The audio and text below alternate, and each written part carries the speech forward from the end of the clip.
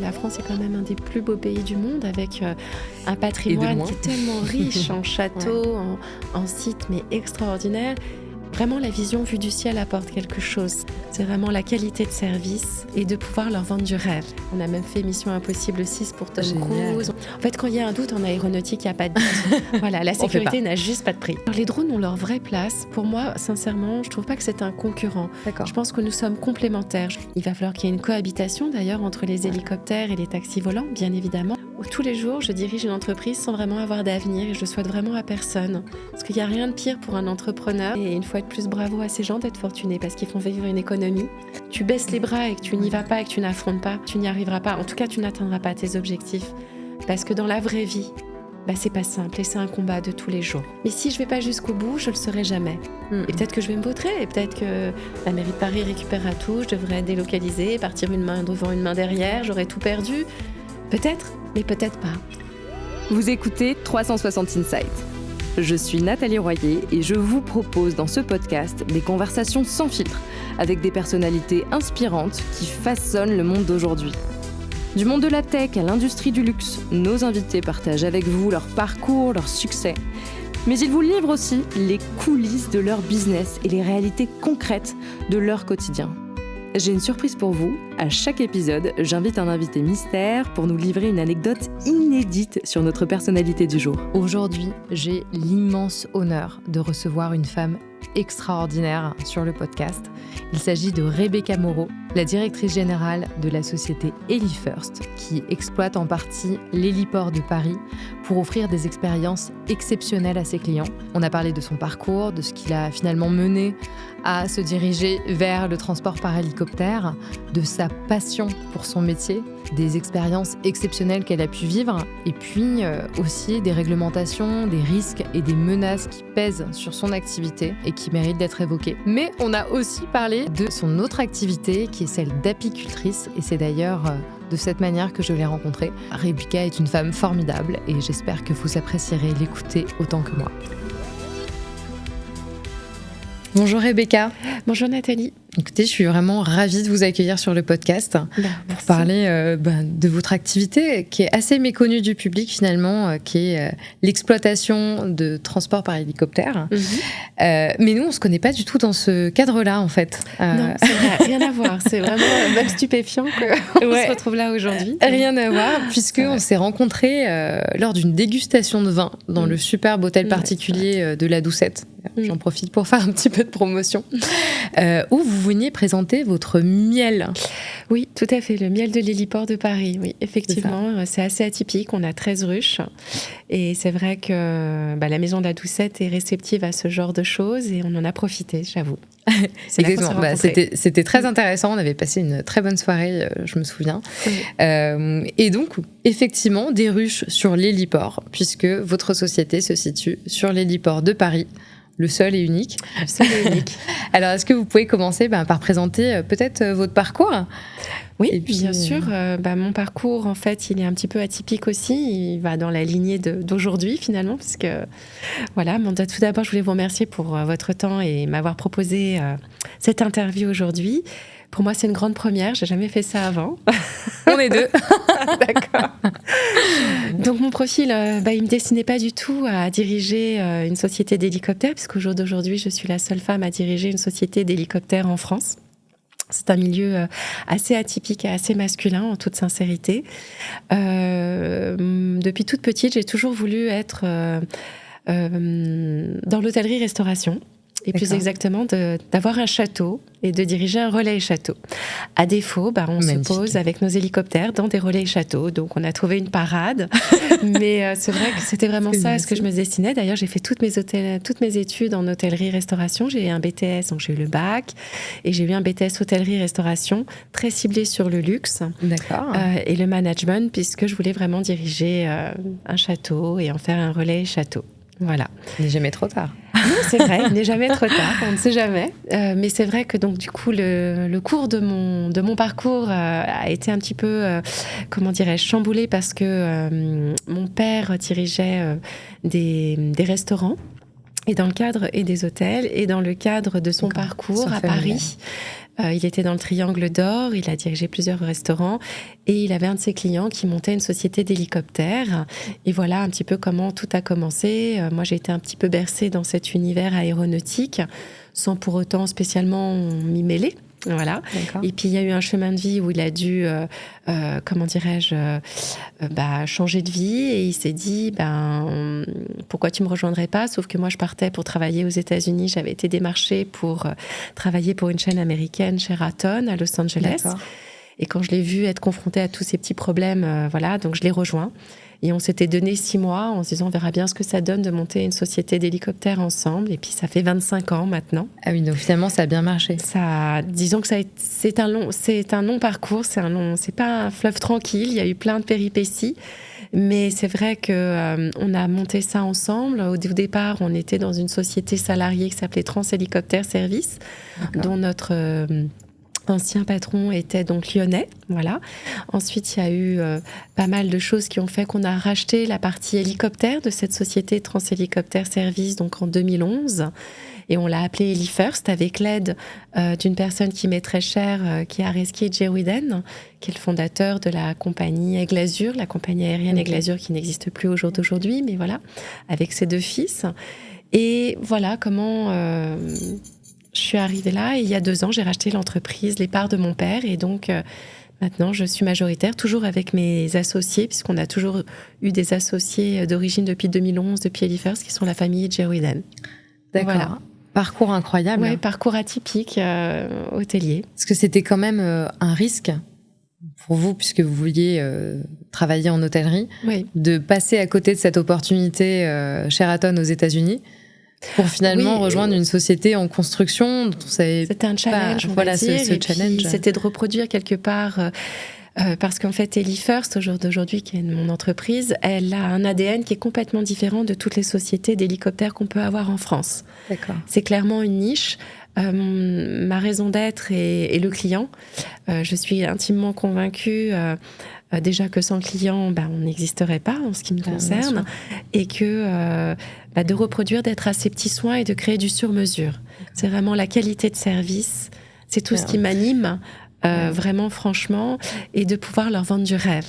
Et leur vendre du rêve, pas dans le sens vendre quelque chose qui n'existe pas, au contraire, vendre quelque chose qui existe, mais de leur faire découvrir un patrimoine français qui est absolument subjugant par sa majestuosité de ses châteaux ou de ses sites ou de tout ce qu'il y a à découvrir, et également de les entraîner dans ce monde qui est le mien, qui est magique parce que l'outil de l'hélicoptère est méconnu et on gagne beaucoup de temps, on voit des choses différemment et vu du ciel, comme d'ailleurs vu de la mer. Toutes les perspectives au vu du sol, toutes ces perspectives ont un cachet, mais qui sont différentes chacune. Voilà. Finalement, ça rejoint l'expérience hospitalité de luxe. Complètement. Et c'est vraiment ça. C'est la même expérience qu'on peut retrouver dans des hôtels de luxe qui sont ultra personnalisés, avec ce sentiment de se sentir un peu comme à la maison. C'est vraiment ce que j'ai voulu créer. Voilà. Vraiment, pour moi, c'est ce qui m'apporte. C'est vrai que c'est une cible de mon activité parce que c'est sûr que là, je déroge un peu de l'introduction, j'imagine, de ma présentation à moi, mais c'est vrai qu'il y a 2 segments dans mon métier qui va être justement celui qui rejoint l'hôtellerie de luxe, la découverte de sites extraordinaires, les expériences de chacun qui ont construit tous ces châteaux, ces sites où on peut justement emmener et faire rêver nos clients. Et l'autre qui va être la partie vraiment travail aérien, qui est beaucoup plus technique, beaucoup plus diverse, beaucoup plus complexe, mais quelque part où aussi on apporte notre touch dans ce domaine aussi. Mais c'est vrai que c'est moindre contrairement à l'autre. Voilà. Bien sûr. Alors du coup, puisqu'on s'est un petit peu étalé sur l'introduction... J'ai un peu dérogé. Non mais j'adore parce que c'est vraiment passionnant cette histoire. Je ne m'attendais pas en plus à tout ça. Est-ce que vous pouvez parler un peu plus d'HeliFirst, votre marché aujourd'hui, qui sont concrètement vos clients, les prestations que vous proposez? Oui, bien sûr. Alors, je peux difficilement parler de mes clients parce que c'est confidentiel et je m'en excuse par avance. Bien sûr. Mais par contre, je peux vous donner la typologie avec plaisir, ce que je fais, pour que vous puissiez avoir une meilleure vision de ma compagnie. Donc en fait, HeliFirst, c'est 2 activités, on va dire 3 activités au jour d'aujourd'hui. C'est donc celle qu'on a développée toutes les 2 un petit peu avant dans l'introduction, qui est le transport de passagers, le corporate. Donc ça va être de faire... c'est très diversifié, ça va de découvrir les châteaux de la Loire, de faire une dégustation en Champagne, d'aller sur les plages du débarquement, d'aller découvrir le Mont-Saint-Michel, d'aller en Bourgogne, d'aller dans des très jolis sites qui sont des relais et châteaux avec des coups de cœur qui me sont personnels. En fait, là où on peut poser un hélicoptère, en fait, D'accord. et là où, bien évidemment, Dans des domaines. ou dans des propriétés ou dans des sites qui nous acceptent et où on peut faire vraiment une vraie découverte à nos clients. Donc ça, c'est le premier secteur. Donc ça peut être pour une journée incentive, une journée de lancement de produits aussi. Vous voyez, une nouvelle voiture, un nouveau parfum, un nouveau site. Ça peut être des reconnaissances aériennes pour différentes, on va dire, prospections immobilières. Après, ça peut être des entreprises tout simplement qui souhaitent faire découvrir à leurs clients, dans le cadre d'une journée très exceptionnelle, puisque ça reste de l'exception, un endroit en particulier ou faire une expérience en particulière. Ça peut être aussi des très belles maisons de conciergerie ou de haute joaillerie, de haute couture, qui ont besoin d'occuper, on va dire, entre guillemets, ou d'agrémenter le séjour de leurs clients dans notre pays. Bien sûr. Se servent de l'outil de l'hélicoptère et bien évidemment d'Elifirst avec toutes les exclusivités qu'Elifirst a avec de nombreux sites et domaines. Et de leur faire partager une journée atypique, hors du temps, et partir le matin de Paris, rentrer le soir de Paris, et en même temps avoir une évasion totale. Donc ça va être la première activité qui représente 50% du chiffre d'affaires d'Elifirst au jour d'aujourd'hui. D'accord. Une autre activité qui représente également 50% du chiffre d'affaires d'Elifirst, qui va être le travail aérien. Donc le travail aérien, c'est passionnant, c'est très diversifié. Ça va être de la surveillance aérienne de lignes de voies ferrées, de linéaires. Ça va être des retransmissions télévisées en direct pour des courses cyclistes, des événements. Là, prochainement, on a le marathon de Paris. On fait la captation d'images dans le monde entier avec le signal à l'international. Là, la saison vient de commencer, donc on a déjà les courses de vélo. Elifirst est l'élite-transporteur officiel, le co-élite-transporteur officiel des 24 heures du Mans, qui est un événement assez atypique de courses, de voitures, avec des écuries fabuleuses chaque année qui sont en compétition. On est vraiment très fiers d'être à cet événement avec l'ACO, qui est l'Automobile Club de l'Ouest. Ensuite, on va avoir des événements comme la Carte au Trésor, qui est une émission télévisée qui passe sur France Télévisées avec un magnifique présentateur, grand talent, qui est Cyril Ferraud, qui anime cette émission avec une production, bien évidemment, qui crée tout cet événement pour la Carte au Trésor, qui fait partie vraiment des belles émissions avec le patrimoine français, une fois de plus, pour mettre bien en valeur les différentes régions de notre pays et surtout toutes les énigmes que la production va chercher pour montrer la diversité de tout ce que la France peut avoir dans chaque région. C'est ça qui est fabuleux, moi je trouve aussi. Ça va être des prises de vue aériennes. C'est très diversifié, des relevés topographiques, des essais pour les militaires, plein de choses. Voilà. Et il y a une autre, on va dire, facette d'Elifirst, mais ça c'est vraiment lié à notre héliport de Paris en lui-même. C'est ce que j'appelle du handling, c'est-à-dire qu'on accueille tous les hélicoptères qui viennent. On a la chance qu'ils puissent venir sur notre héliport pour faire pour des clients particuliers, par exemple, ou des entreprises qui ont leurs propres hélicoptères, pour faire, par exemple, un conseil d'administration, pour des rendez-vous vraiment très ciblés. Ça, c'est nos activités. Très intéressant.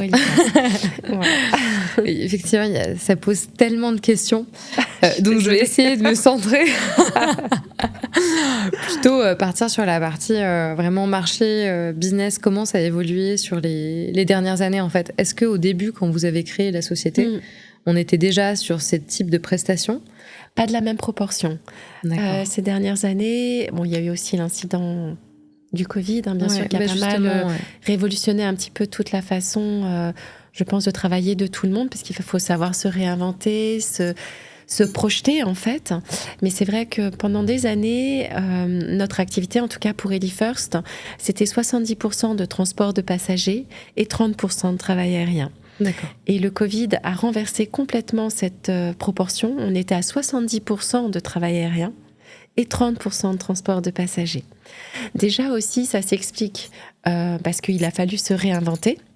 que le travail aérien, c'est la sécurité des tiers et des personnes. Donc vous apportez, on va dire, une patte à l'édifice pour permettre de pouvoir améliorer, construire la sécurité. Vous voyez, sur un de nos clients, pour pas les citer parce que ça c'est un secret pour personne, la SNCF est très présent dans la surveillance de son linéaire.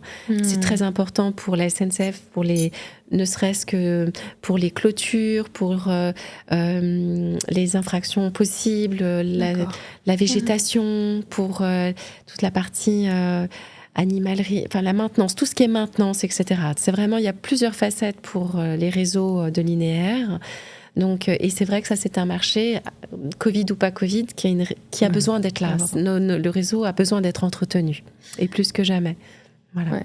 Et est-ce que, je dévie, mais est-ce que par rapport à ce travail-là aérien, les drones vont pas venir concurrencer l'hélicoptère, justement? Alors, les drones ont leur vraie place. Pour moi, sincèrement, je trouve pas que c'est un concurrent. D'accord. Je pense que nous sommes complémentaires. Je pense que l'hélicoptère, au jour d'aujourd'hui, a encore un bel avenir devant lui. Parce que l'hélicoptère a de l'autonomie, l'hélicoptère est extrêmement maniable. Nous, dans la flotte d'Helifirst, on a des appareils Airbus Écureuil. Très techniquement, c'est des AS355N bimoteurs, donc de génération vraiment très supérieure et très prouvée. Donc, ils sont très polyvalents. D'accord. Et c'est l'hélicoptère, au jour d'aujourd'hui, qui est le plus vendu dans le monde, l'écureuil. Voilà. Et il a plusieurs facettes. Et c'est vrai que le drone est un produit fabuleux, plus on va dire dans des villes, à l'intérieur ou dans... Vous voyez, il ne peut pas faire des images très larges, pas des grands plans comme l'hélicoptère peut faire du travelling. Ce qu'on appelle du travelling, c'est faire vivre l'image. Mais sur un grand domaine, pour lui donner une dimension avec des reliefs, avec tout ça, que le drone peut faire ce genre de choses, mais une fois de plus, en plus petit territoire. Donc c'est pour ça que pour moi, on est complètement complémentaires. Ouais, mais c'est vrai qu'il a certainement, et ça c'est évident, capté une part de marché qu'on avait en termes hélicoptère, et le drone l'a récupéré. Mais je ne vois pas du tout le drone comme un ennemi ou un concurrent. Je le vois plus comme quelque chose de complémentaire. Vous voyez, sur des émissions telles que la carte au trésor, bien évidemment par rapport à l'aspect réglementaire qu'on verra plus tard, un drone et un hélicoptère ne doivent absolument pas voler en même temps. Ça, c'est la règle de base. Mais c'est complémentaire. On fait des choses sensationnelles. Et on met en relief et en valeur l'image, ce qu'on est en train de photographier ou ce qu'on veut montrer, en fait. Non, c'est assez complémentaire, vraiment. D'accord. Donc, il y a quelque chose dans le marché que j'essaie de comprendre, puisque alors, je me suis renseignée un petit peu. Et je voyais qu'en termes de marché global, c'était un marché quand même en croissance en termes de vente d'hélicoptères, qui avoisine les 50 milliards de dollars à travers le monde, que c'est un marché qui est même limite un peu en croissance. En revanche, sur le transport... La tendance, en tout cas en France, est un peu inversée. Vous avez raison. Finalement, comment vous vous positionnez par rapport au reste du monde en termes de tendance ? Alors, moi, je ne suis pas un constructeur d'hélicoptères, bien évidemment. En tout cas, il est évident ce que vous dites, vous êtes très bien renseigné. Les ventes à l'extérieur de notre pays marchent très bien. Ouais. C'est un tiers de militaire en plus seulement, donc ça fait quand même 2 tiers pour le transport hors militaire. Ce qui est assez fabuleux. Ouais. Ah ouais, non, complètement. Donc, j'avoue que les constructeurs se sont très bien débrouillés. Et il y a surtout des secteurs d'activité qui ont besoin de renouveler leur flotte d'hélicoptères. Donc, ça l'explique aussi. D'accord. Nous, en France, malheureusement, ce n'est pas du même acabit. Les militaires, s'ils se renouvellent leur flotte, font travailler l'industrie, et ça, c'est super. Bravo de faire cela, c'est important pour notre profession, notre métier. Mais c'est vrai que des exploitants comme nous, par exemple, comme Helifirst, nous, très clairement, on n'a pas les moyens, malheureusement, de renouveler notre flotte. Et c'est vrai que c'est un petit peu en déclin. Voilà, c'est vrai. Ouais. Ça, vous avez raison. Et par contre, vous faites pas du tout... Alors moi, je l'imaginais peut-être de manière ignorante que l'hélicoptère, c'était un peu comme les jets privés, où finalement, pour faire un Paris-Nice, ça va plus vite de prendre un hélicoptère que de prendre le train. Mais finalement, ce type de transport-là, ça fait pas partie de vos prestations. Vous offrez l'expérience... Enfin, c'est-à-dire qu'en fait, c'est pas très commercial ce que je vais dire devant vous, mais faire un Paris-Nice, par exemple, l'exemple que vous citez est très bon. En jet privé, on va mettre 50 minutes. Ouais. D'accord ? En hélicoptère, on va mettre à peu près 3 heures avec au moins un minimum entre 1 à 2 escales sur le trajet. Donc il va y avoir plus de temps de vol, ça va coûter plus cher parce qu'en fait, la facturation de la partie en hélicoptère, c'est au temps de vol effectué. D'accord. Vous voyez, et le jet privé aussi, finalement. Donc sur un Paris-Nice, on n'est pas compétitif. On est sur ça, on est à peu près à 6 heures de vol aller-retour, parce que nous, c'est pas le tout d'aller à Nice, c'est qu'il faut revenir à notre base. Oui. Donc même si c'est un aller simple, on revient à notre base, donc c'est 6 heures. Qu'un jet privé, ça va être 2 fois 50 minutes, par exemple. Et encore, le jet privé a une autre dimension qui n'est pas du tout comparable à l'hélicoptère et inversement. Eux, ils vont pouvoir repartir de Nice, aller ailleurs et vraiment compléter. Que nous, non, pas vraiment, quoi, en fait. Par contre, pour un Monaco-Nice... Monaco-Nice, vous avez des sociétés qui sont très bien, d'hélicoptères qui sont implantés dans le sud de la France et qui le font. Oui, c'est ça. D'ailleurs, c'était Uber aussi qui avait lancé son hélicoptère. Mais pour certains salons, j'avais fait un salon à Monaco l'année dernière, et ils proposaient en tant que partenaire du salon les trajets Nice-Monaco à 300 € le vol par hélicoptère.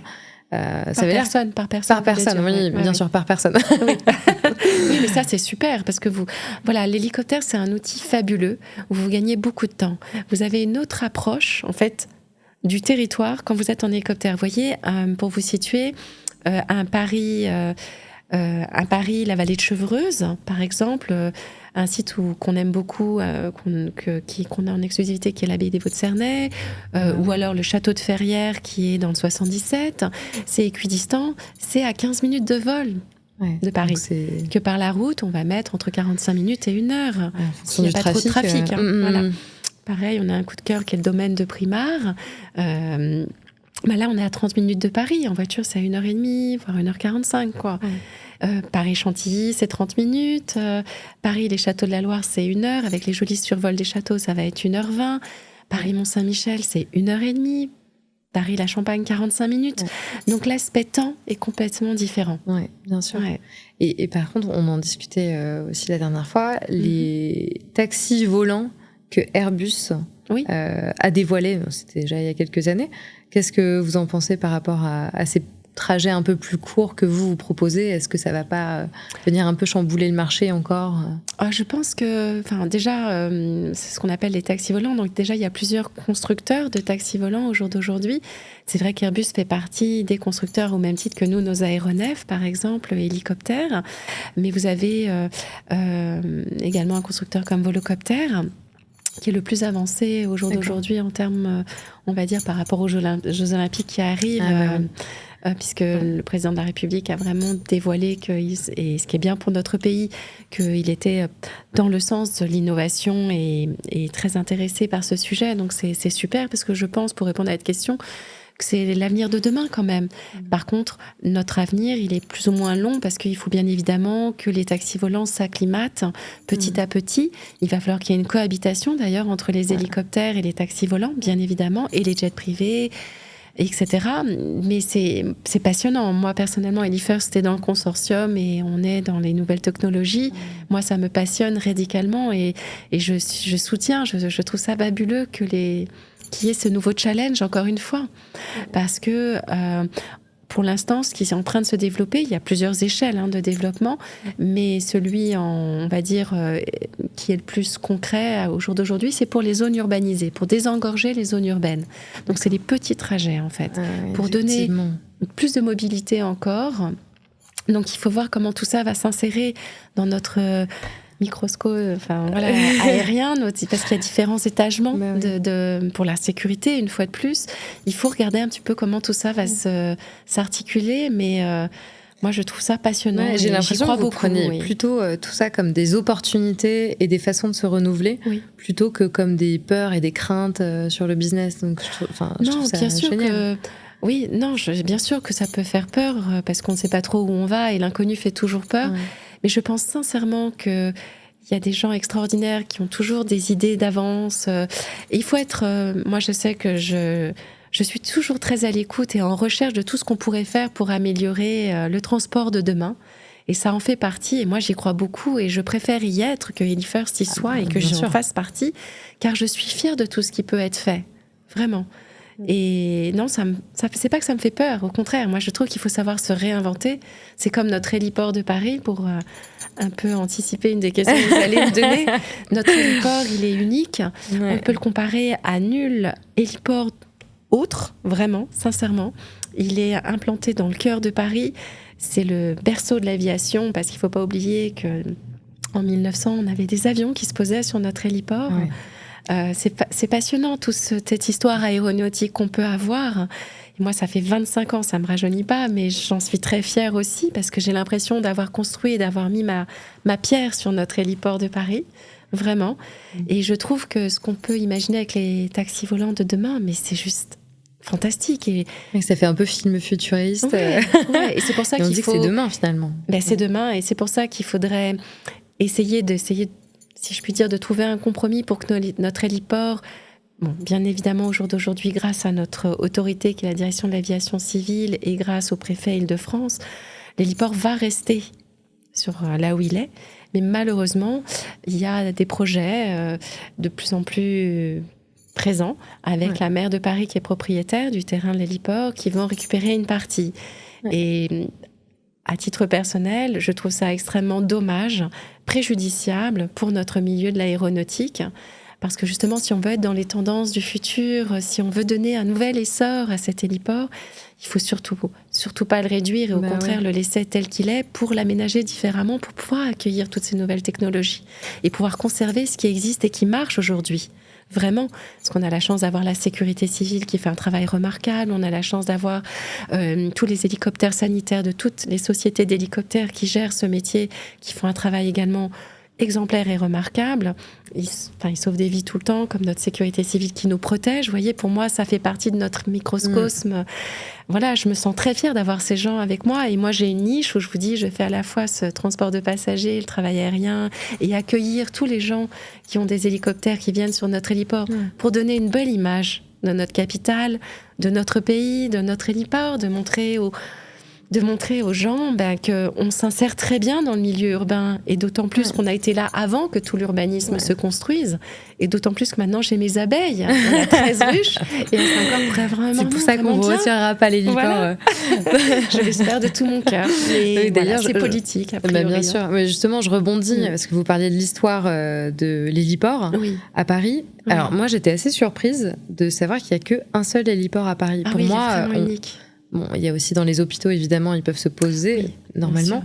Pas tous, mais il y a des hélisurfaces sur les hôpitaux. Est-ce que vous pouvez nous expliquer comment fonctionne en fait le système de transport par hélicoptère, les héliports, où est-ce qu'ils sont situés, pour un Paris-Nice, pourquoi on devrait s'arrêter à mi-chemin. Ça, c'est pour des Finalement, est-ce que c'est pour des questions réglementaires ou plutôt question de capacité du réservoir? C'est plutôt par rapport à l'autonomie, parce qu'un hélicoptère a un rayon d'action, en fait, puisqu'en fait, on met certains noms. En fait, c'est un petit peu plus complexe que ça. Donc, nos pilotes, vous voyez, quand ils font un vol, ils doivent prendre en compte la météo. Le facteur météo est très important. On également le nombre de personnes qui va être à bord pour faire ce qu'on appelle un devis de masse et centrage, pour calculer la quantité de carburant qu'il peut prendre. Et en fonction de ça, pour répondre à votre question, à Paris-Nice, quand même 3 heures. Un hélicoptère avec 5 personnes à bord, qui est la capacité d'un écureuil, nos appareils, par exemple, qui a 5 places passagers plus le pilote. Si par exemple on est en plein mois de juin, quand même avec des températures un petit peu plus élevées bien évidemment qu'en hiver, on va avoir une autonomie entre 1h30 et 1h45. Donc bien évidemment ça va impliquer de faire un stop, voire 2 stops, pour respecter aussi les normes de sécurité, parce qu'on est régi par notre autorité qui est le HASA, la norme européenne, et notre aviation civile, qui fait aussi... dans leurs 2 domaines, ils doivent maintenir la sécurité et la sûreté des vols. Donc, il y a des règles qui nous sont imposées aussi. Donc, c'est ça qui est bien, c'est-à-dire qu'en aéronautique, on ne peut pas du tout s'improviser. Ouais, tout est réglementé, tout doit être organisé. Tout est pour la sécurité. La sécurité, aussi bien de nos passagers et des tiers et des personnes. Ouais. Et il y a vraiment des audits qui sont réguliers. Nous, on est une vraie compagnie d'hélicoptères, puisqu'on est comme une compagnie comme Air France. On a un certificat de transport aérien avec des audits aviation civile, des audits pour la partie maintenance gérée aussi par l'aviation civile qui est l'OSAC, un organisme de maintenance. Enfin voilà, en fait, quand il y a un doute en aéronautique, il n'y a pas de doute. Voilà, la sécurité n'a juste pas de prix. D'accord, voilà. Évidemment. Mais et en tant comme que mon dirigeante avion, d'entreprise, voilà, je pense que plus rassurant de savoir aussi si on doit prendre un vol, que ce soit en avion ou en hélicoptère, que la sécurité passe avant tout. Ça, c'est ma priorité. Enfin, je pense que il n'y a même pas de raisonnement possible autre que celui-ci. Et par contre, au-delà de la sécurité, vous en parliez, c'est toute la réglementation qu'il y a, par exemple, l'interdiction du survol de Paris. Là, ça me soulève plusieurs questions. Donc, déjà, il y a un seul héliport. Ça veut dire qu'on peut théoriquement pas se poser dans son jardin à Neuilly. Non, c'est très réglementé. Ouais, c'est très réglementé. Et très protégé. Et très protégé. Oui, protégé parce que, en fait, si vous voulez, on ne peut pas laisser des aéronefs, des hélicoptères ou des drones, circuler dans l'espace aérien comme ça, sans aucune, on va dire, réglementation. Ce n'est pas possible. Déjà parce que ce serait une orgie en termes de nuisances sonores. Il y a des étagements avec plusieurs niveaux d'altitude pour les évolutions des hélicoptères, parce qu'on n'est pas tout seul dans le ciel. C'est ça qui est fantastique. Vous avez les hélicoptères sanitaires, vous avez la sécurité civile, vous avez les hélicoptères des douanes, les hélicoptères des gendarmes, de la gendarmerie nationale, vous avez des drones également, vous avez des gens comme nous, sociétés privées, comme HeliFirst. Même si sur l'héliport de Paris, on est la seule société, bien évidemment, privée, en faisant ce que nous faisons, puisqu'il y a une société qui fait du sanitaire, qui est le SAF Hélicoptère, mais qui, eux, opèrent partout dans la France par rapport à leur SAMU, voilà, et qui vont être maintenant bientôt dans un autre site, mais c'est vrai qu'il faut absolument qu'il y ait des règles. Oui. C'est un primordial. De toute façon, il faut des règles pour tout, mais sur l'aéronautique, il en faut d'autant plus qu'on ne peut pas effectivement pénétrer comme ça les espaces aériens. Et pour des événements comme les Jeux Olympiques qui arrivent, je pense à votre prestation de travail aérien, est-ce que ça va faire partie quand même du lot ? Est-ce que quand il y a, une manifestation ou quelque chose comme ça, on fait appel aux hélicoptères HeliFirst pour prendre des images?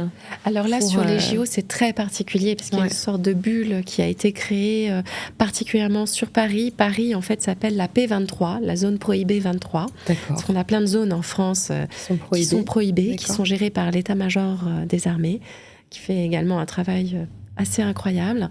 Et dans le cadre des JO, c'est très particulier puisque vraiment Paris sera interdit de survol. Une seule société qui est un confrère qui fait un très bon travail également, qui va le faire. Ce ne sera pas HeliFirst. HeliFirst interviendra sur des occasions particulières. D'accord. Pour du largage de parachutistes. D'accord. Pour des OP un petit peu très particulières. Oui, voilà. Okay. Voilà. Et en termes de captation d'images, monsieur le préfet de police de Paris a demandé à ce qu'il n'y ait qu'un seul diffuseur. Donc HeliFirst n'interviendra pas sur cet événement. En particulier, sauf pour des occasions un peu atypiques et particulières, avec les autorisations, bien évidemment, qui vont bien associer. Et donc, même si ce n'est pas HeliFirst, il y a quand même quelques sociétés qui sont autorisées à prendre... Une société qui est autorisée à prendre les images des JO. C'était un appel d'offres? Il n'y a pas eu d'appel d'offres. Non, il n'y a pas eu d'appel d'offres. On sélectionne un partenaire. Ok. Ouais, on n'a pas pu se positionner. Et alors, par rapport à tout ce qui se passe à Paris, vous avez introduit sur Anne Hidalgo et le fait que la mairie souhaiterait récupérer une partie de l'héliport. C'est... Pour quelles raisons? Quand est-ce que cette décision ou cette discussion est tombée? Et qu'est-ce que ça va changer pour vous? Alors, j'imagine que vous n'êtes pas la seule société à exploiter l'héliport. Comment ça va? Je ne sais pas vraiment répondre à ça, Nathalie, en fait, parce que pour moi, c'est incompréhensible, en toute sincérité, parce que cet héliport, ça fait 25 ans que j'y suis, déjà. Au jour d'aujourd'hui, c'est ma vie, puisque HeliFirst, c'est ma compagnie. Je ne peux pas être délocalisée. Si HeliFirst n'est plus sur Paris, je n'ai plus de sens d'exister, en fait. Je ne peux pas vivre qu'avec du travail aérien, avec 50% de mon activité. Et aujourd'hui, ce qui fait l'ADN et la force d'HeliFirst, c'est son emplacement.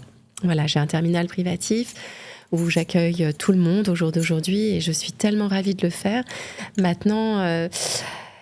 Comme je vous disais tout à l'heure, je pense que c'est un sujet extrêmement politique. Je pense ne pas du tout avoir les compétences requises pour répondre à ça, mais je trouve ça extrêmement triste de ne pas se rendre compte que c'est un emplacement unique. Et l'héliport, il n'y en a qu'un, comme vous l'avez dit, comme je vous l'ai dit. Il n'y en aura pas d'autres, de toute façon. Et en plus... Au jour d'aujourd'hui, si on devait suivre un petit peu ce qui est en train d'essayer d'être fait pour que Madame Hidalgo puisse récupérer donc une partie de l'héliport, ça représente des coûts et des investissements colossaux. Pour la mairie. Je ne sais pas qui payera. C'est une très bonne question, Nathalie. C'est un vrai suspense parce qu'on parle quand même, là, on nous a dévoilé, on parle de 18 millions d'euros pour détruire des choses qui existent et qui fonctionnent, pour réduire un terrain qui fonctionne. Et encore 18 millions d'euros, c'est sans compter la démolition, c'est sans compter tous les frais annexes qu'il peut y avoir, parce qu'on peut avoir des sujets d'amiante et consorts, je n'en sais rien, je ne suis pas dans le secret. Mais une chose est sûre, c'est que pour moi, c'est un non-sens. Ouais. Et je ne comprends pas qu'on en arrive là. Pour des raisons écologiques ou plutôt d'espace à récupérer? Non, c'est plutôt de ce que je comprends de ma partie, c'est pour effectivement récupérer des espaces, pour faire une trouée verte, pour faire une amélioration, un gymnase complémentaire, pour faire un restaurant en plein air, un centre commercial, on a déjà un peu partout à Paris. Je sais pas, c'est très nébuleux, on n'arrive vraiment pas à savoir, parce que malheureusement c'est un sujet où beaucoup de choses se disent. Et finalement, c'est pas écrit noir sur blanc. C'est pas écrit noir sur blanc. En plus, on a le maire du 15e arrondissement qui malheureusement n'aime pas trop les voilures tournantes, qui se bat depuis des années pour qu'on n'existe plus. Quand je dis nous, c'est l'héliport de Paris. Le maire du 15e, monsieur Jean Goujon, il nous apprécie pas. Il apprécie pas trop pour des raisons de nuisance, etc. Et ce qui est assez, si vous voulez, moi, ce qui m'inquiète vraiment dans le futur, c'est que si ce projet vraiment arrivait à terme, ce qui est aujourd'hui une volonté, je pense, donc du coup, plus aucun hélicoptère serait basé, donc on va engendrer beaucoup plus de nuisances sonores, et ça, je ne suis pas sûre qu'on le dise vraiment aux riverains, beaucoup plus de mouvements et de nuisances, beaucoup plus de consommation de carburant, et sans compter qu'on sera beaucoup plus restreint en termes de disponibilité. Vous savez, quand il y a eu les attentats au Bataclan, on était bien content quand même d'avoir des hélicoptères sur l'héliport de Paris, quoi. Voilà, et quand on dit plus d'hélicoptères basés, heureusement, la sécurité civile pourra rester, et heureusement, c'est indispensable. Mis à part la sécurité civile, il n'y aura plus personne, quoi. Donc, je trouve que je sais pas. Délocaliser un peu plus on marche en arrière, en fait. On a quelque chose qu'on pourrait faire développer, telle est la volonté d'ailleurs du gouvernement, avec justement les nouvelles technologies, de faire cohabiter les technologies actuelles, les nouvelles technologies, de faire quelque chose qui soit absolument aéronautiquement un symbole de notre, d'ailleurs de notre métier, parce qu'en fait, il ne faut pas oublier que on est quand même le constructeur d'hélicoptères. Bah oui, on est le fleuron de l'aéronautique dans le monde. Et on a eu des aviateurs et des aviatrices vraiment de grande renommée qui font vraiment l'aura de cette partie aéronautique qu'on méconnaît. Donc, ce serait dommage de passer à côté de... Je trouve ça dommage, ouais. Et je ne sais pas ce que l'avenir nous donnera, mais moi je veux y croire et je veux croire que l'héliport puisse avoir un avenir et que Helifirst puisse rester par la même occasion et pouvoir accueillir et continuer à accueillir tout le monde, quoi. On faire un vrai centre d'hélicoptères, d'autres méthodes aussi. Les taxis volants, les drones. Savoir se réinventer, je pense que c'est tellement important. Rien n'est figé. En plus, aujourd'hui, tout évolue tellement vite. Je pense que c'est ça qui est passionnant finalement, de pouvoir se dire comment on peut se projeter, qu'est-ce qu'on peut construire et le construire ensemble avec tout un écosystème, mais pas de réduire déjà quelque chose qui est déjà unique et qui est déjà dans un petit territoire en quelque sorte. Un petit héliport du 15e. Voilà, bien sûr. C'est vrai que c'est une force pour une capitale d'avoir un héliport aux portes de Paris. Et d'ailleurs, je pense dans que Paris.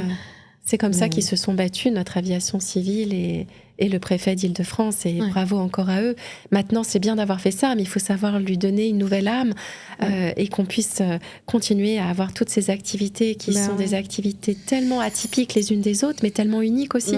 Parce que j'imagine que même pour le tourisme, quand on prend un Américain ou un Brésilien qui a l'habitude de se déplacer en hélicoptère, il vient à Paris, il et il n'a pas ses modes de transport préférés, il ne peut pas se déplacer, aller visiter nos régions.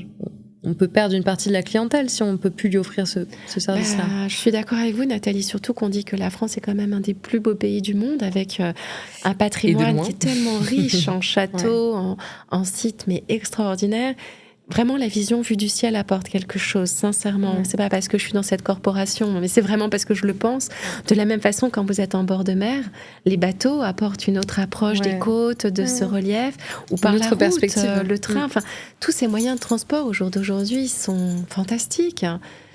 Et je pense que dans l'avenir de demain, quand on regarde le cinquième élément, il y a un peu de tout. Non, mais c'est vrai.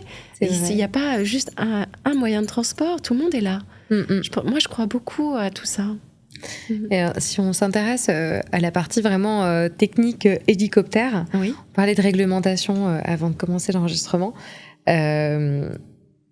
Aujourd'hui, vous avez quoi comme flotte d'hélicoptères et sur combien d'années on les amortit combien ça coûte aussi un hélicoptère finalement, parce qu'on ne se rend pas toujours compte des investissements colossaux dans l'aéronautique, que ce soit pour un jet ou pour un hélicoptère. C'est notre approche. D'ailleurs, c'est intéressant de comparer aussi le prix d'un jet avec un hélicoptère. Regarde, le jet est beaucoup plus onéreux qu'un hélico, mais on ne fait pas non plus la même chose non plus.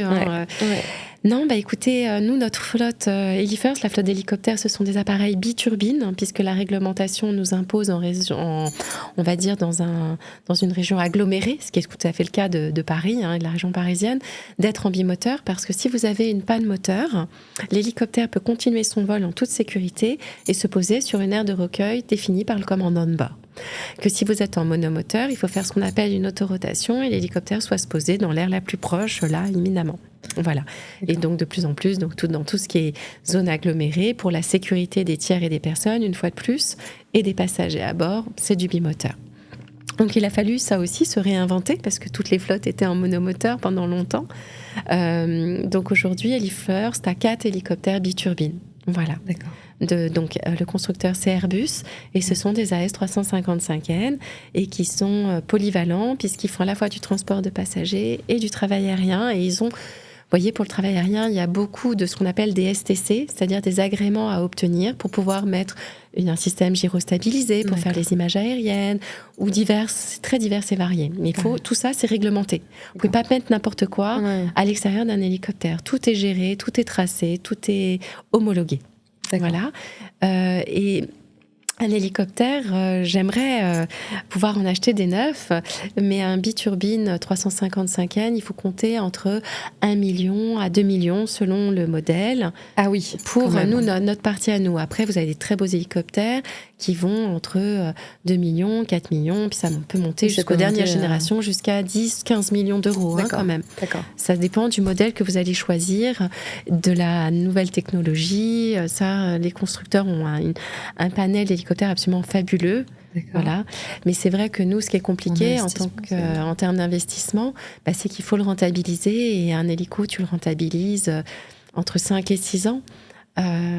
5 et 6 ans, quoi, à minima. Après, ça dépend du nombre d'heures que vous faites par an.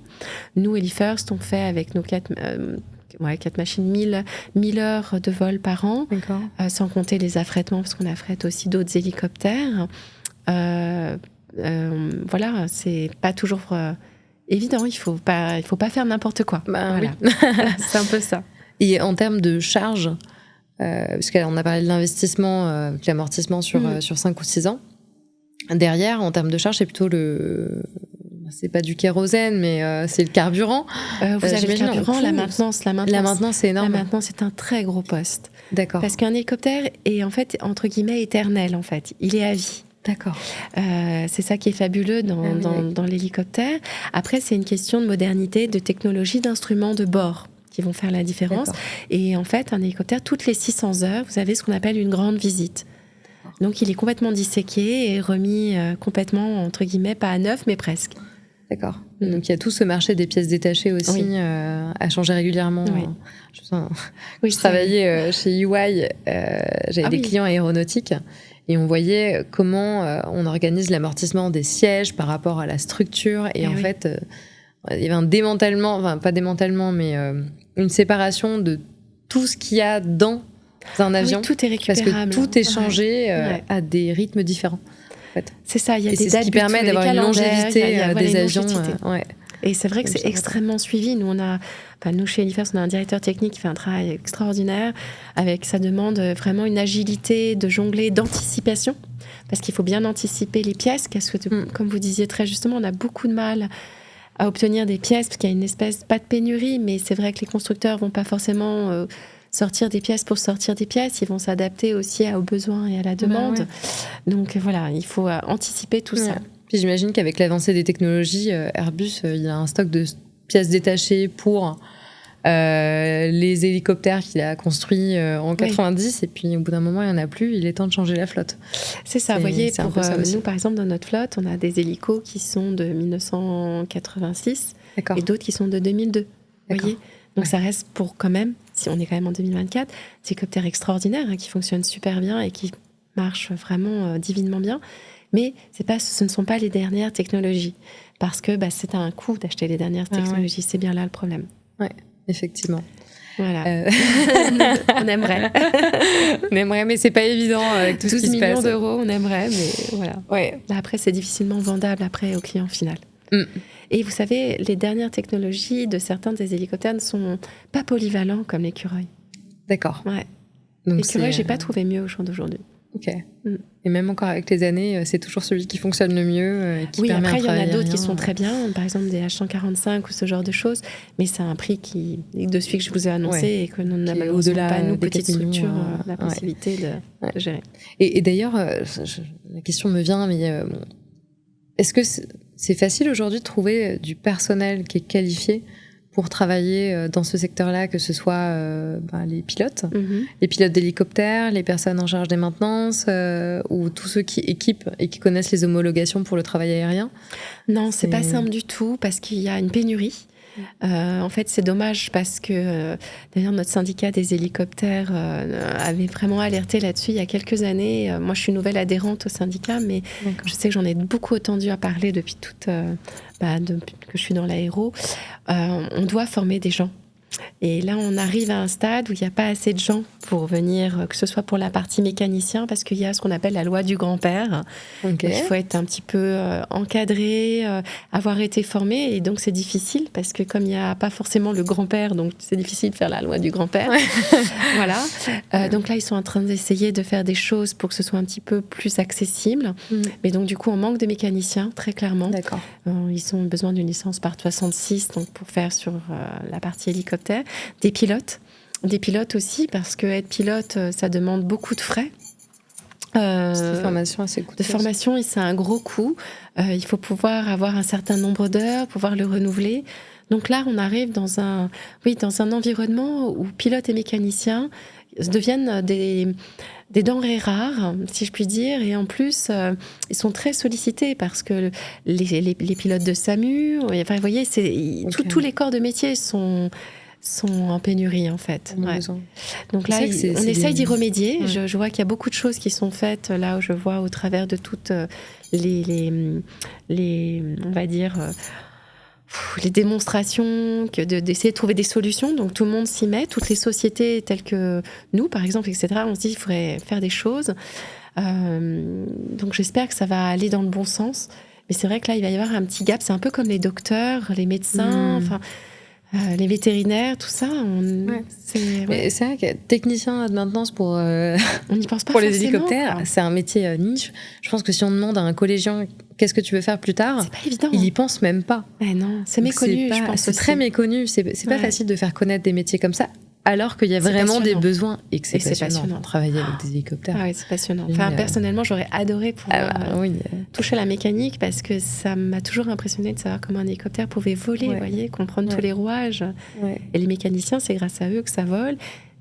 Pour la partie mécanique, et bien évidemment le pilote, parce qu'il a cette dextérité, cette façon de piloter un hélicoptère. Je vois mes pilotes, ils font corps avec la machine, en fait. C'est extraordinaire. Et du coup, ça leur laisse le temps de pouvoir se consacrer au client et de faire la mission qui lui est confiée, quoi. Mais tout ce qu'ils doivent absorber, les tours de contrôle, tout ce qui vient de l'extérieur, parce que nous, l'hélicoptère, c'est voir et éviter, en fait. Donc, mais c'est un petit peu comme les avions, mais finalement en pire, parce qu'il y a quand même le côté réglementation, et en plus de ça, la météo, C'est pas comme un avion, il peut décoller, atterrir en tempête, à la limite, il y a des turbulences. Oui, bien L'hélicoptère, non, c'est pas ça. Le pilote de l'hélicoptère, il a tellement de choses à gérer. Je dis pas que le pilote d'avion a beaucoup de choses aussi à gérer. Mais l'hélicoptère, j'imagine que c'est encore plus... C'est très intense. Ouais. Non, je suis très fière d'ailleurs de mon équipe parce qu'à chaque fois, je me dis, waouh, ils ont tous des qualifications hors normes, quoi. Vous êtes combien chez Elifirst ? On est une dizaine. Une dizaine. Elifirst, pour vous situer, c'est 4,3 millions d'euros de chiffre d'affaires. D'accord. C'est une dizaine de salariés. On a puisqu'on est saisonnier, donc en saison, on a du renfort, on arrive jusqu'à 14-15 personnes. Enfin, quelle est la saisonnalité justement de l'activité ? Ça marche plutôt en été ? Oui, en fait, on marche vraiment dans des tributaires complètement de Dame Nature, pour tout vous avouer. Ah oui. Là, on a fait un début d'année horrible parce que la météo n'était pas en notre faveur. Mais sinon, c'est on va dire de mi-avril jusqu'à mi-octobre à peu près. D'accord. Et donc, en permanent, on est à peu près 6. Ensuite, Elifirst a repris l'activité carburant sur l'héliport avec mon associé qui est Wheeling Group. D'accord. On a créé, c'est Wheeling Group plus exactement qui a repris l'activité et on a créé une marque qui s'appelle Elifuel, vous voyez. D'accord. Et grâce à mes associés, donc on a pu reprendre l'activité carburant. Donc c'est-à-dire qu'on fournit le carburant sur l'héliport avec le pétrolier Total. D'accord. Un très beau groupe. Et donc, du coup, c'est une nouvelle activité pour nous. Ça, c'est super. J'ai rencontré récemment quelqu'un qui travaille dans une société qui propose le carburant, donc justement avec Total, mais à l'aéroport Charles de Gaulle. Ah oui. Et je connaissais pas du tout. C'est passionnant ce qu'ils font. En fait, comment ça fonctionne finalement, parce qu'il y a que quelques sociétés qui se partagent la prestation carburant et qui va fournir toutes les compagnies aériennes. Oui, les pétroliers en France, ils se comptent sur la doigt de la main. C'est tout à fait. Et donc, en l'occurrence, sur l'héliport, c'est historique, ça a toujours été Total. D'accord. Et donc là, mes associés m'ont permis de pouvoir permettre d'avoir un nouveau service pour nos clients. D'accord, toujours dans le cadre d'accueillir tout le monde, de fournir une qualité de service avec des amplitudes. Et donc, on est 6 plus 2 avitailleurs. D'accord. 3. Donc, c'est diversification en plus. Donc, on est un peu moins de 10. Puis avec la saison, on arrive à 13-14. C'est super. Mais on reste une petite entreprise, bien évidemment. Quand même.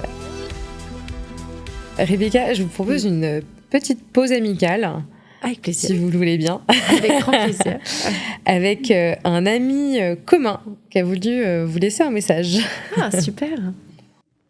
Alors, si je devais raconter une anecdote en particulier sur Rebecca, ça ne serait pas une anecdote concernant un événement que nous avons vécu ensemble, mais plutôt une anecdote qui m'a été rapportée par le plus pur des hasards, par une de nos connaissances communes, qui n'est autre que mon frère, puisqu'on s'est aperçu vraiment par hasard, lui et moi, que nous connaissions tous les deux Rebecca. Et donc, il me raconte que 10 ans de ça, ils ont mis en place un projet assez fou, mon frère étant dans la publicité, et il devait faire un tournage, une scène en tout cas, dans laquelle un hélicoptère se posait sur la place du Trocadéro, ce qui était évidemment impossible. Vrai.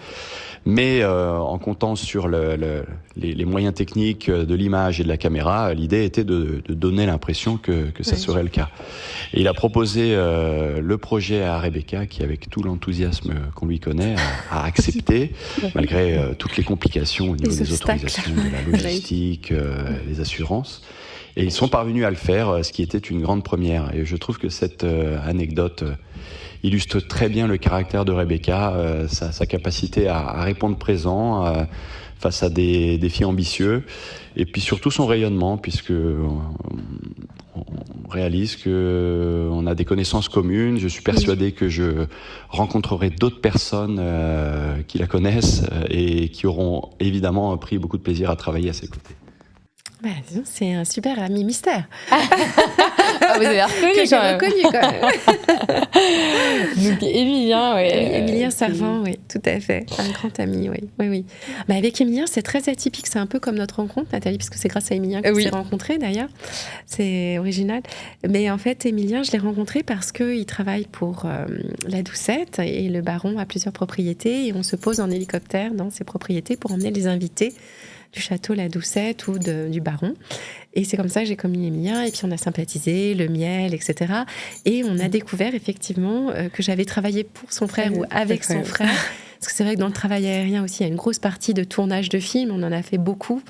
On a même fait Mission Impossible 6 pour Tom Cruise. On a fait Intouchable. Enfin, on en fait régulièrement. On a fait Boîte Noire. On a fait un qui était fantastique, qui était Novembre. Enfin, il y en a plein. C'est vrai que ça rentre là-dedans. Et on avait fait, c'était pour une publicité.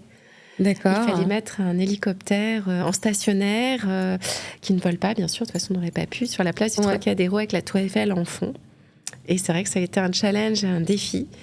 Et qui était passionnant. Et on y est arrivé. Et c'est vrai qu'Emilien me l'avait rappelé et je ne savais pas que c'était son frère. Voilà, incroyable.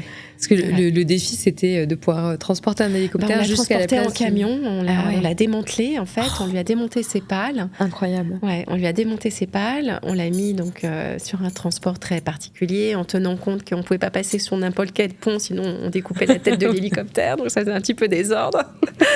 Donc ça a été...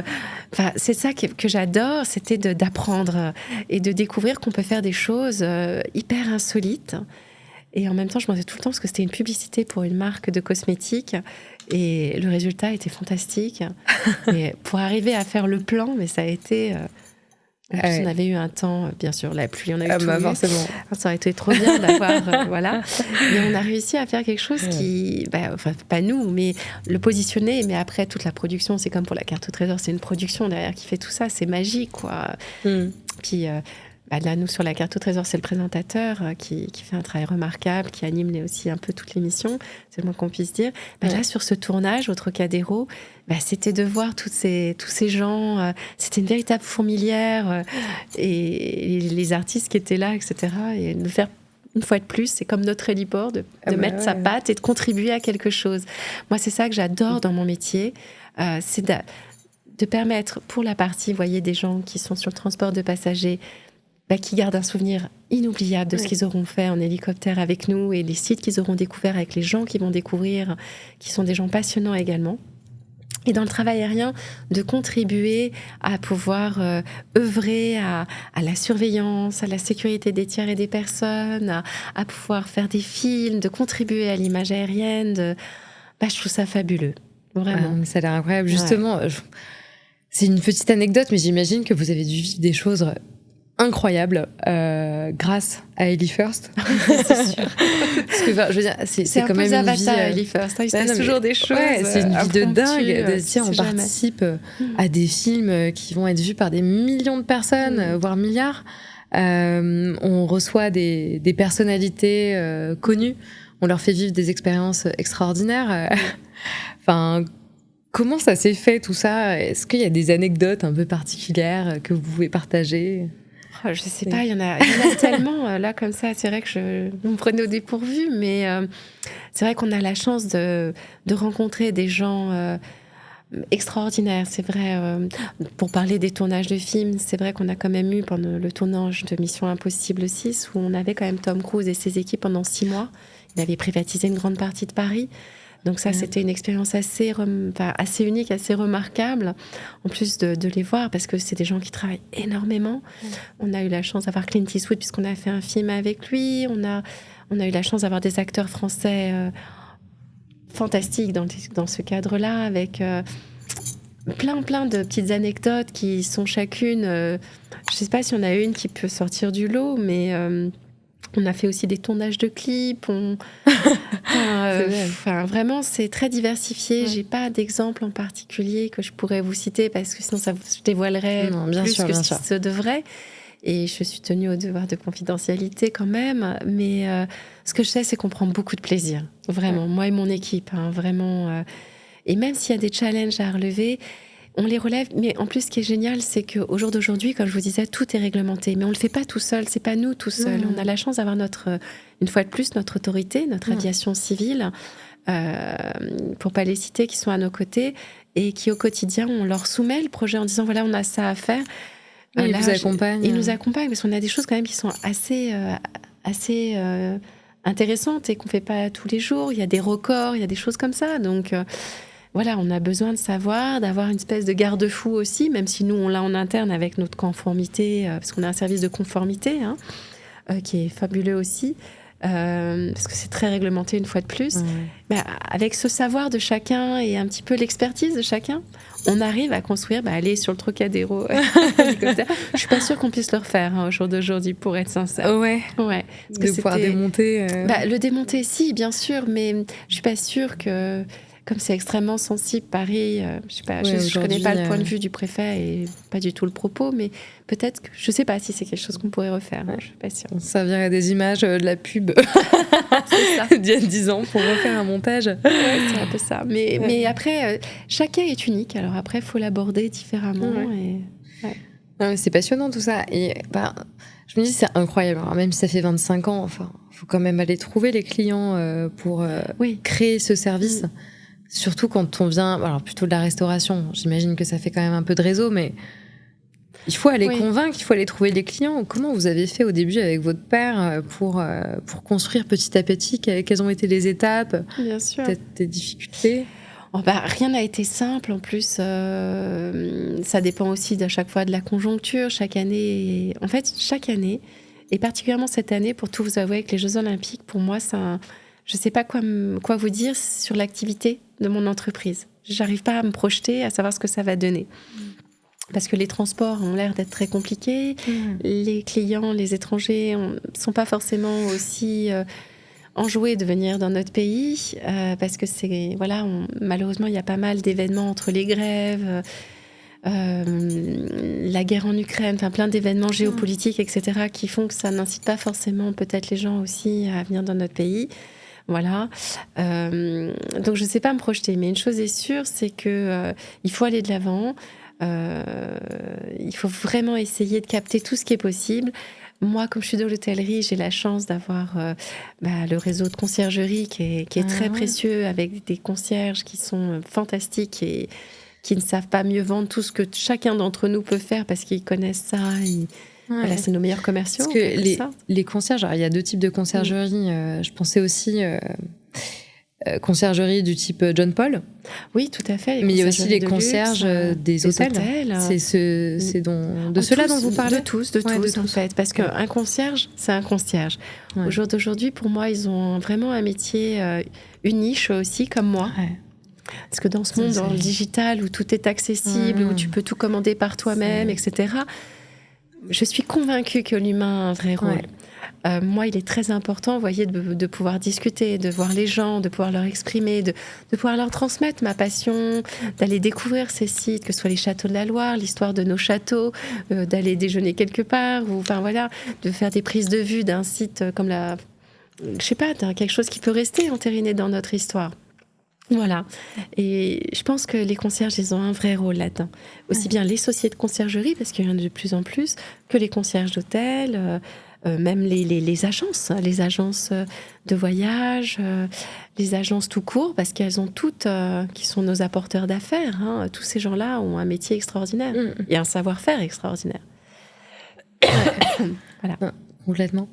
Et je pose une question comme ça, vous n'êtes pas obligé de répondre, mais parce que vous venez de racheter les parts de votre papa. Est-ce qu'à terme, vous avez envie aussi de transmettre cette société ou peut-être vous rapprocher d'un plus grand groupe? C'est une bonne question, ça, Nathalie, parce que c'est pas évident. Donc, effectivement, j'ai racheté les parts de mon père il y a 2 ans. Maintenant, ça passe vite. Elifirst, maintenant, est vraiment dans un ADN qui est le mien et celui que j'ai avec mon équipe, en fait. Et j'en suis super fière. Ça marche bien. Maintenant, il faut être très humble et très prudent. L'avenir est vraiment, pour moi, c'est triste à dire aujourd'hui, mais conditionné à ce que la réglementation. Non, ce que va devenir l'héliport. Et la réglementation, non, il y en aura toujours, il faut qu'il y en ait. Mais c'est vraiment l'héliport, le site. Est-ce qu'on va pouvoir rester sur notre héliport? Qu'est-ce que ça va devenir? Donc c'est extrêmement délicat de se projeter. Tous les jours, je dirige une entreprise sans vraiment avoir d'avenir et je le souhaite vraiment à personne. Parce qu'il n'y a rien de pire pour un entrepreneur. Et dans notre pays, au jour d'aujourd'hui, c'est ce que je reproche ou je regrette un peu. On n'est pas vraiment aidé. Pendant le Covid, on l'a été, bien évidemment.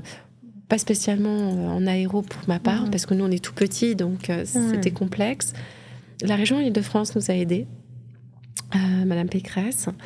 On a eu la moitié d'un PGE, vous voyez, donc c'est pas comme si voilà, on a dû non plus. Et d'un autre côté, merci, parce que comme il faut le rembourser, c'est tellement déjà difficile de le rembourser, donc j'ai envie de dire que c'est bien, finalement, c'était peut-être le destin. Mais moi, je crois beaucoup en l'avenir, mais au jour d'aujourd'hui, tout est conditionné à ces décisions politiques concernant l'héliport. Mais je veux vraiment rester, et je veux vraiment y croire, et il fait partie de l'aéronautique de demain. Et oui, pourquoi pas, je pense que on est une petite structure qui a des beaux contrats. Je pense que l'avenir serait de peut-être rejoindre un groupe, en tout cas pas forcément français, mais un groupe qui développerait encore mieux Elifirst qu'il ne l'est au jour d'aujourd'hui. C'est ça. Je crois si beaucoup, on peut en moi. parler ouvertement, mais vous parlez de l'abbaye des Vaux de Cernay. C'est l'hôtel qui a été ouvert par Paris Society récemment. Oui. Et c'est vrai que la vision qui est en train de mettre en place en fait Sébastien Bazin pour Accor, avec cette montée en gamme et toute la branche luxe qui est d'ailleurs en partie développée par Maud Bailly, pour moi ça rentre parfaitement dans. Vous avez raison. Dans leur stratégie. Mais... Je demande à Monsieur Bazin, effectivement, que j'admire beaucoup.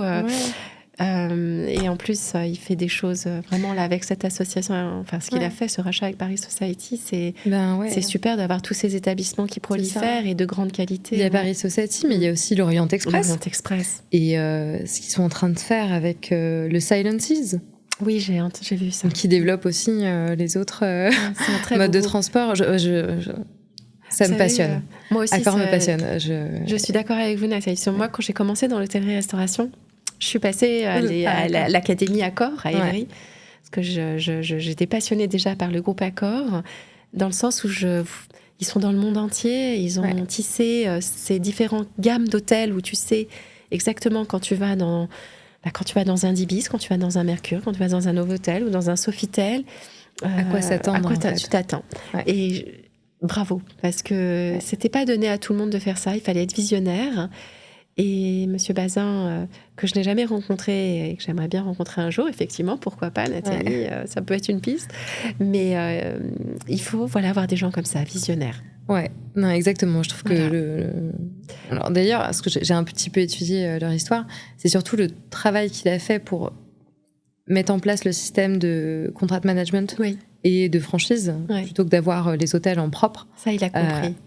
Qui a permis de faire rayonner le groupe. Et mais ça, c'est ce que j'appelle des gens. Et c'est pour ça que moi, je veux me projeter pour la partie aéronautique, parce que je pense qu'il y a des belles choses également à créer, à développer, et on maîtrise vraiment pas tout au jour d'aujourd'hui. C'est avec le savoir des uns et des autres que tu peux arriver à faire ça.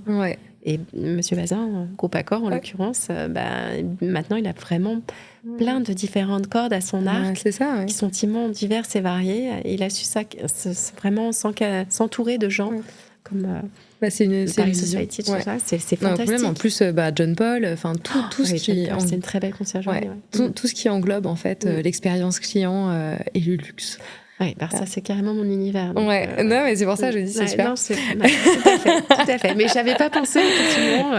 Voilà. Si en plus vous pouvez repartir avec des idées. Vous allez me donner des idées. Non, c'est vrai que dans l'aéro, si je puis dire, ceux qui sont vraiment précurseurs, que moi j'admire particulièrement, ce sont les Anglais. Même si maintenant il y a le Brexit et que c'est compliqué, mais on continue énormément nous, Elifirst, à travailler avec eux. Ils ont une vision de l'aéronautique qui est géniale. Tout est smoothie, tout est possible. D'accord. Que nous, dans notre pays, malheureusement, tout est compliqué. Si je puis me permettre. Sans être négative. À Londres. Il y en a déjà un, d'ailleurs, qui marche très bien.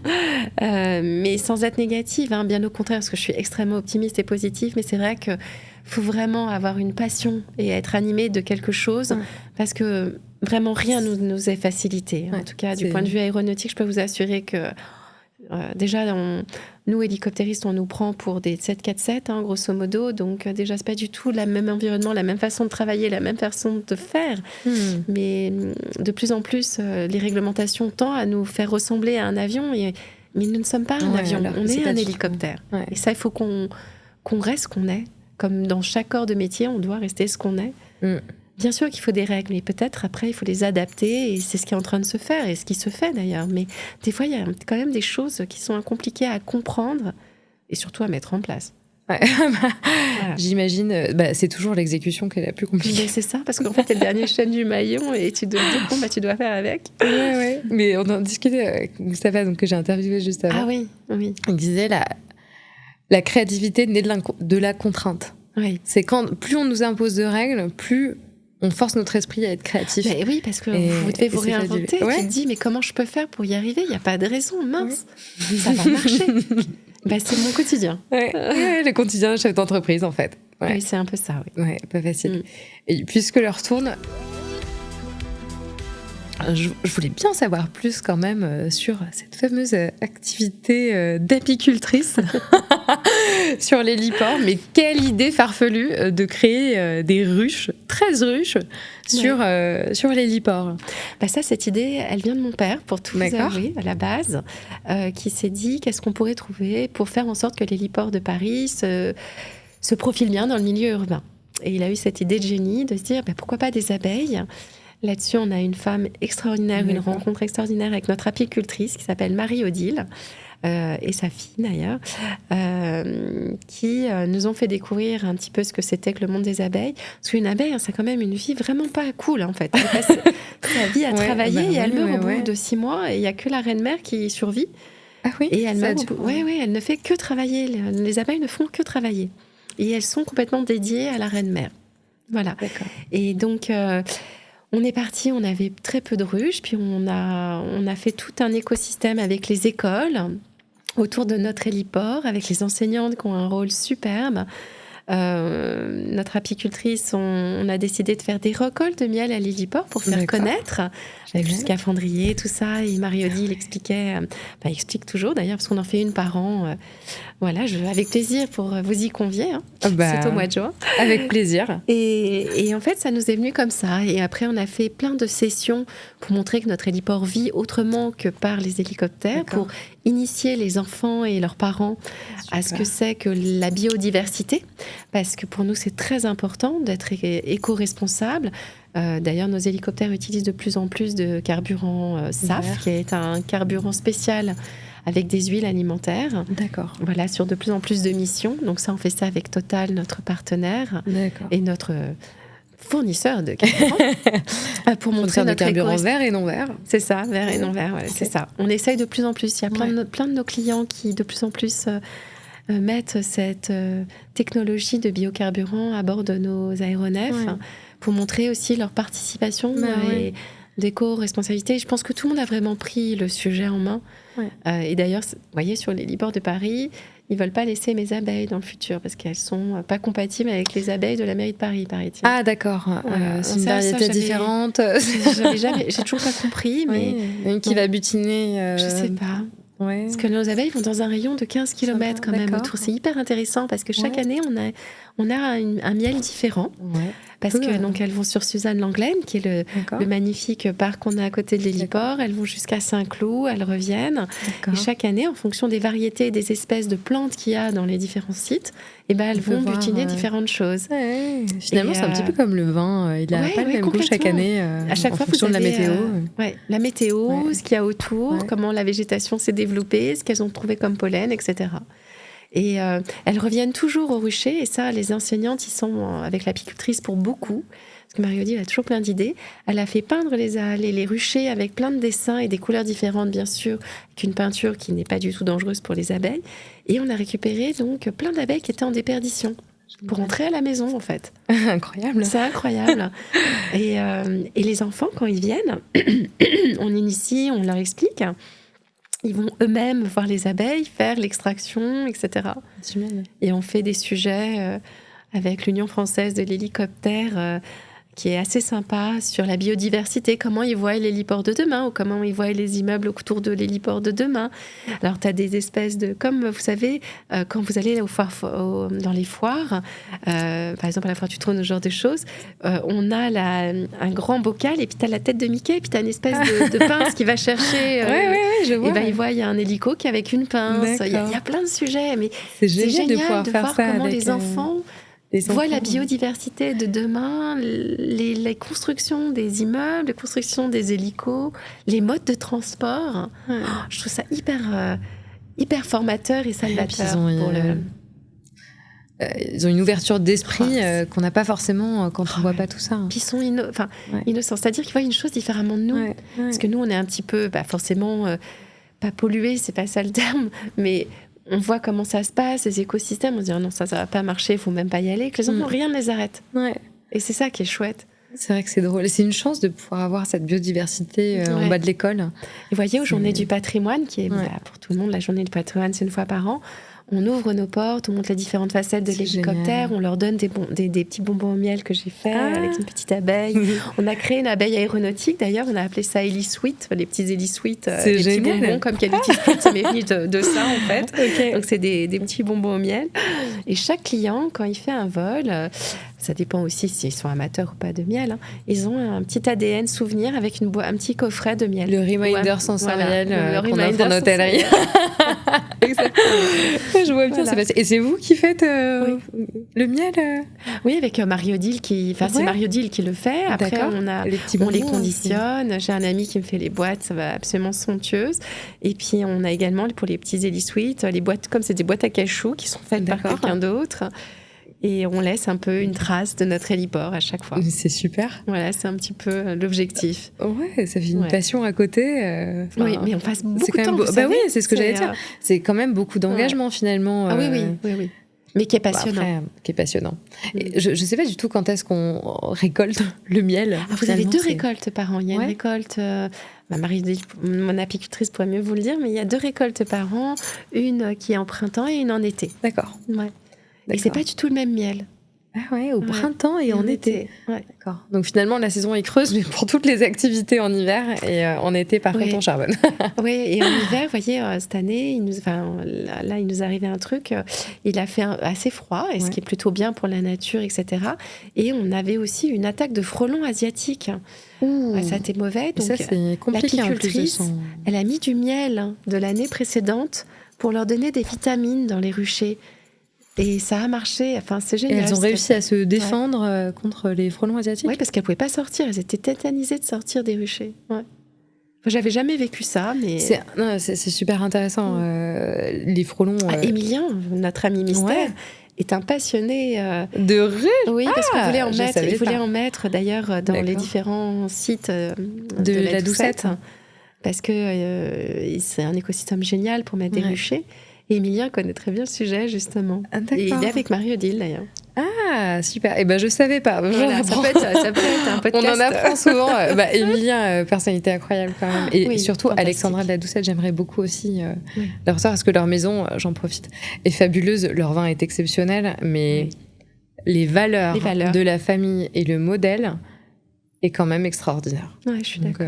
Et ça va très bien avec l'expérience client aussi. C'est vrai que finalement, de luxe, tout cet écosystème, on se rejoint tous finalement, parce qu'on a cette même passion. L'ADN aussi. Et cette même ADN. Et la finalité, c'est pour le client qu'on est là. Pour leur faire découvrir ce que nous, on vit à l'intérieur de nous. Et ça, je pense que c'est dommage, parce qu'il y a beaucoup de gens qui l'oublient. Et je ne sais même pas si à l'étranger... il y a ce même savoir-faire. C'est ça, le savoir-faire à la française qui est vraiment unique, je pense. Et qu'il faut vraiment faire transparaître et pas avoir honte de le faire découvrir, au contraire. On a un superbe patrimoine, c'est quand même dommage de s'en priver.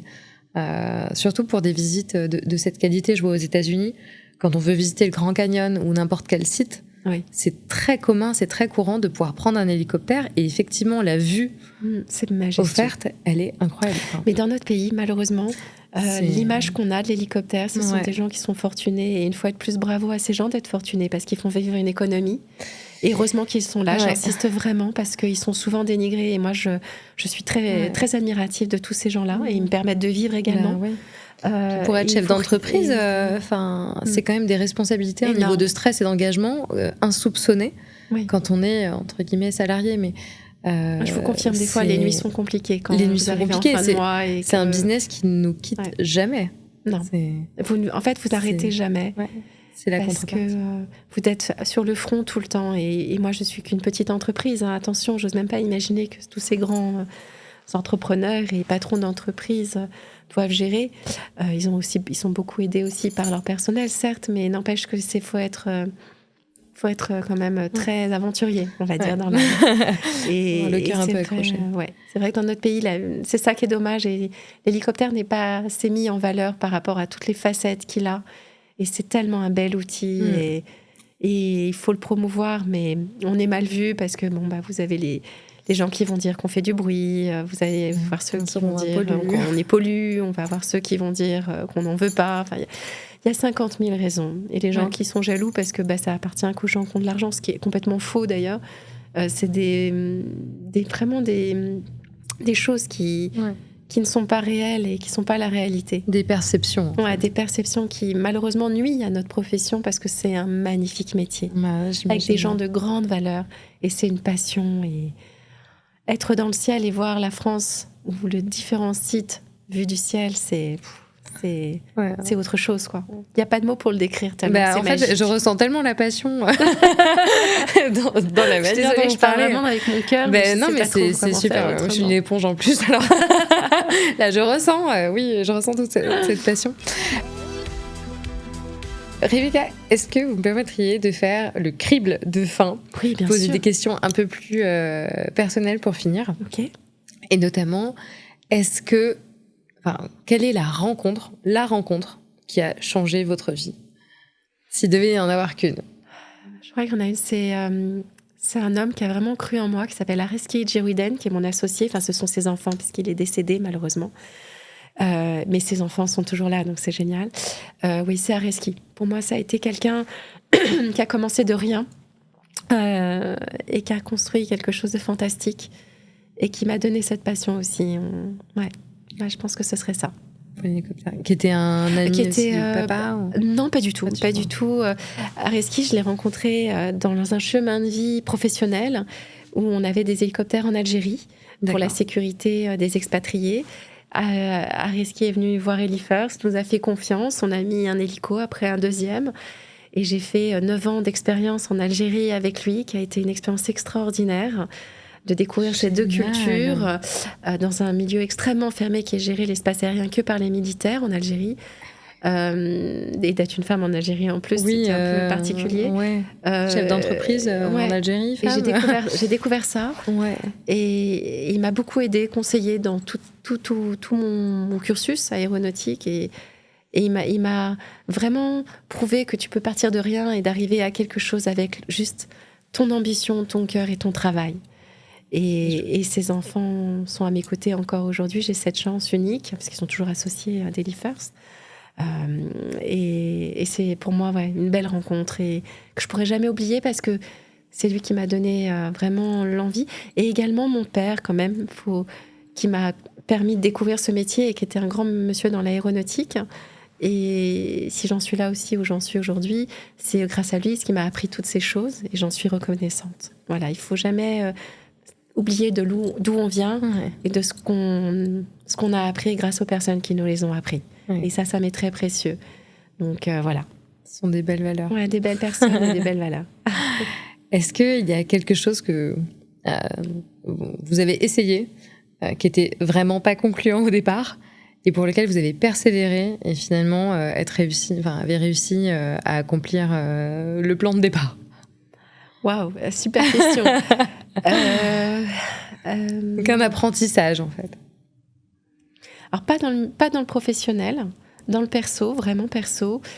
J'étais dans l'équipe de France de course à pied en cross-country. Génial. Et je pensais jamais, en toute sincérité, arriver à être qualifiée pour les championnats de France. Voilà. Et je l'ai été. Et ça, je pensais pas y arriver. Et c'est ce qui m'a dit que dans la vie, si vraiment tu persévères, même si je me faisais doubler par plein de gens, je me dis je vais jamais y arriver parce que quand vous courez, tu te dis mince, il y a des gens minces qui me doublent, je vais jamais y arriver parce que je courais beaucoup avec les garçons, les filles, on était tous mélangés. D'accord. T'es à l'INSEP.